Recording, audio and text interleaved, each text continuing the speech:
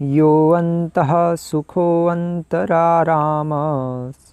तथा अन्तर्ज्योतिरेव यः स योगी ब्रह्मनिर्वाणं ब्रह्मभूतोऽधिगच्छति।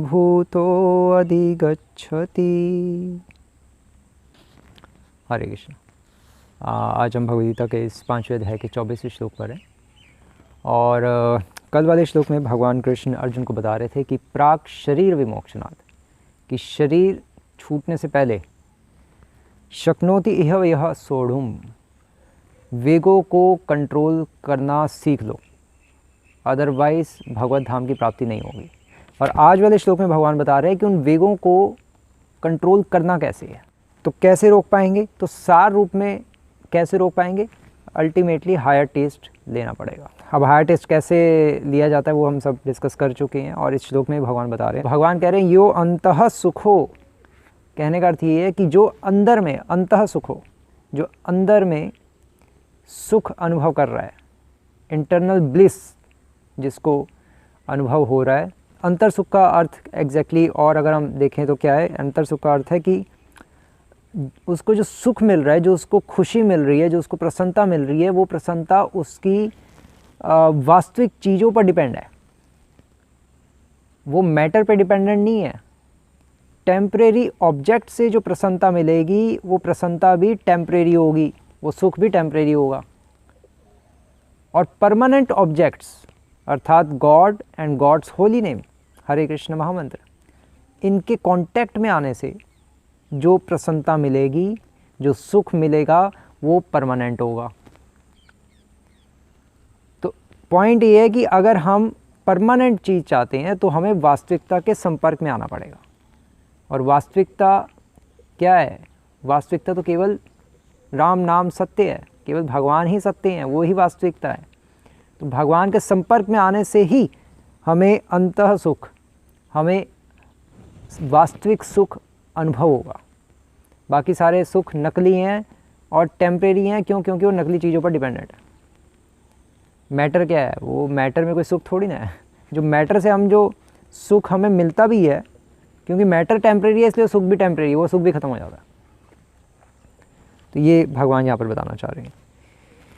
और फिर भगवान कह रहे हैं कि अंतर आरामस, और जो अंदर अपने आराम से रहता है, आरामस, आराम से रहता है का अर्थ ये नहीं है कि खाली बैठना है, अर्थात जो आराम से का अर्थ यहाँ आरामस का क्या अर्थ है। आरामस का अर्थ प्रभुपाद जी लिख रहे हैं कि अंतर में रमन करने वाला, अंतर्मुखी। रमन करने वाला मीन्स सेवा करने वाला। जैसे हम नहीं कहते कि बहुत अब बोर हो गए हैं अपनी जॉब करके, दिल्ली गुड़गांव की, बॉम्बे की, मुंबई की, अब चलो अब थोड़ा ब्रेक लेते हैं, वृंदावन चलते हैं, वहाँ जाके हम थोड़ा ब्रेक लेते हैं। लेकिन वृंदावन जाके क्या करते हैं, वृंदावन जाके तो खूब फिर हम चैंटिंग करते हैं और भगवान की सेवा करते हैं। वहाँ पे घूमते हैं टेम्पल्स और फिर सेवा भी करने का मन करता है कि चलो टेम्पल में हम गए हैं तो कुछ सेवा में हाथ बटाएं। या जब मंदिर जाते हैं तो हम ब्रेक लेते हैं, संसार से ब्रेक लेके फिर हम सेवा करने जाते हैं भगवान की। तो अंतर आरामस का ये नहीं कि वो आराम से बैठ जाएगा, वो उल्टा सेवा करेगा। या जो बिल्कुल जो हायर लेवल पे होगा वो मानसिक सेवा करेगा। रूप गोस्वामी, सनातन गोस्वामी वो मानसिक सेवा करते थे ना, मन में ही सेवा करते थे। मन में अर्थात वो उनका तो स्वरूप ही उनको पता था कौन है वो। स्वरूप सिद्धि जिसको हो जाएगी वो मानसिक सेवा कर सकता है। जब तक स्वरूप सिद्धि नहीं होती तब तक मानसिक सेवा भी संभव नहीं है। जो मानसिक सेवा करते हैं स्वरूप सिद्धि से पहले वो सहज्य हैं। और कल वाले श्लोक में भी भगवान सहज्य खंडन कर रहे थे, क्योंकि भगवान बता रहे थे कि प्राक शरीर विमोक्षणात्, कि शरीर से डिटैच होने से पहले अर्थात स्वरूप सिद्धि होने से पहले हमें अपने वेगों पर कंट्रोल होना चाहिए।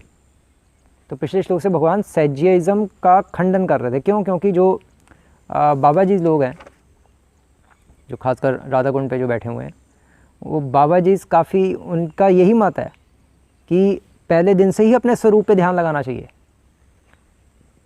वो कोई उनके पास आता है कि बाबा जी मेरा स्वरूप क्या है, तो कहते तुम मोर हो, मोर, अपने स्वरूप पे ध्यान लगाओ, जाओ और हरे कृष्ण मंत्र का जप करो और स्वरूप पे ध्यान लगाओ। तो वो चीज़ का खंडन कर रहे हैं वहाँ यहाँ कि स्वरूप तो बाद में रिवील होगा, पहले रूल्स रेगुलेशंस फॉलो करके अपना हृदय तो शुद्ध कर लो, पहले वेगों को तो कंट्रोल कर लो, तब पृथ्वी से शिष्यात करना और तब अपना स्वरूप पे ध्यान लगाना, ये भगवान बता रहे हैं। और तो अंतर आरामस का अर्थ है कि वो सेवा डबल कर देगा, वो भगवान की सेवा करेगा, सेवा का सुख उसको मिलेगा। अंतर ज्योतिरेव च, यहाँ ज्योति का अर्थ क्या है? यहाँ ज्योति का अर्थ है कि उसका गोल उस सेवा है, इसलिए उसको शून्यायतम जगत सर्वम, उसको संसार बिना कृष्ण के शून्य लगता है, और इसलिए वो तथा अंतर ज्योति, उसको अगर कोई ज्योति, अगर आशा की एकमात्र किरण अगर कोई दिखती है तो वो भगवान दिखते हैं। तो आशा की किरण को यहाँ ज्योति कहा जा रहा है, क्योंकि भगवान ही एकमात्र हमारा सहारा है। जिस डिवोटी को ये पूर्ण रूप से रियलाइज़ हो जाता है वो प्योर डिवोटी है, उसको पता है कि भगवान ही तो मेरे असली रिलेटिव हैं, बाकी तो और कोई मेरा रिलेटिव है ही नहीं। ये उसको सचमुच अनुभव ही हो जाता है, हम तो केवल कहते ही हैं, लेकिन उसको स्वरूप सिद्धि के बाद ये पूरा पता ही चल जाता है कि मैं तो इस संसार का हूँ ही नहीं, मैं यहाँ संसार में कहाँ अपने लोगों से फ्रेंडशिप बना रहा हूँ और दोस्ती कर रहा हूँ और गप्पे मार रहा हूँ। मुझे तो वहाँ जाना है जहाँ से मैं बिलोंग करता हूँ, ये उसको रियलाइज़ हो जाता है। एक्चुअली ये कहते हुए कि भगवान मायावादी और बुद्धिस्ट का भी खंडन कर रहे हैं कि मायावादी बुद्धिस्ट जो हैं वो अंदर शून्य ढूंढते हैं और डिवोटीज बाहर शून्य ढूंढते हैं, क्योंकि उनको बाहर बिना कृष्ण के शून्यायतम जगत सर्वम, मटेरियल वर्ल्ड में दम घुटता है उसका, और फिर वो यहाँ से निकलना चाहता है। और उसको अगर इस संसार में कुछ अगर एकमात्र किरण दिखती है, ज्योति अगर दिखती है, अंतर ज्योति, तो वो हरि नाम दिखता है, क्योंकि उसके द्वारा ही वो भगवान के संपर्क में आ सकता है। हरे कृष्ण कृष्ण कृष्ण हरे हरे, हरे राम राम राम हरे हरे। वो इसके द्वारा, क्योंकि उसको पता है Krishna is not different from his holy name, इसलिए वो बहुत खुश रहता है भगवान का नाम जप करके। सयोगी ब्रह्म निर्वाणम, कहने का अर्थ ये है कि ऐसा साधक ही भगवान के धाम फिर जाता है, ऐसा भक्त जो है वो ही जाता है। क्यों?